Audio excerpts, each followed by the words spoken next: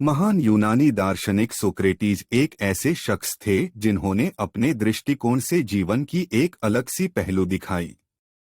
वे न केवल अपनी बुद्धि और समझ को उन्नत करने में विशेष रुचि रखते थे, बल्कि दूसरों की भी बुद्धि को उन्नत करने में सक्षम थे।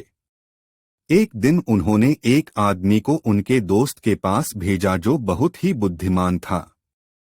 दोस्त उस आदमी से कुछ देर बातें करते रहे और उसे बुद्धिमान बताने की कोशिश की, लेकिन सोक्रेटिस ने उनसे कहा कि इस आदमी से कुछ भी सीखने के लिए आपको इससे पहले जानना होगा कि आपके पास कुछ नहीं है। सोक्रेटिस का मतलब यह था कि अगर आप सोचते हैं कि आप सब कुछ जानते हैं तो आप आगे नहीं बढ़ सकते। इस तरह सोक्रेटिस ने अपने दोस्त को बताया कि सच्ची ज्ञानता का स्रोत हमारे अज्ञानता में है।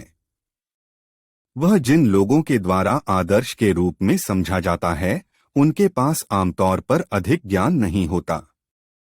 इसलिए अगर हम समझते हैं कि हमें सही ज्ञान या सच्ची बुद्धिमत्ता प्राप्त करनी है, तो हमें अपने अज्ञानता को स्वीकार करना होगा और सीखने के लिए तैयार रहना होगा।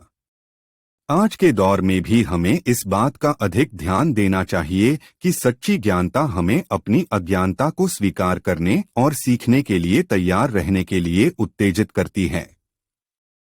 हमें यह समझना चाहिए कि ज्ञान का अंत नहीं होता है।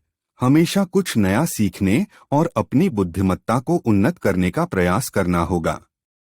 जैसे सोक्रेटिस ने कहा था, सच्ची ज्ञानता अपनी अज्ञानता को स्वीकार करने में ही होती है।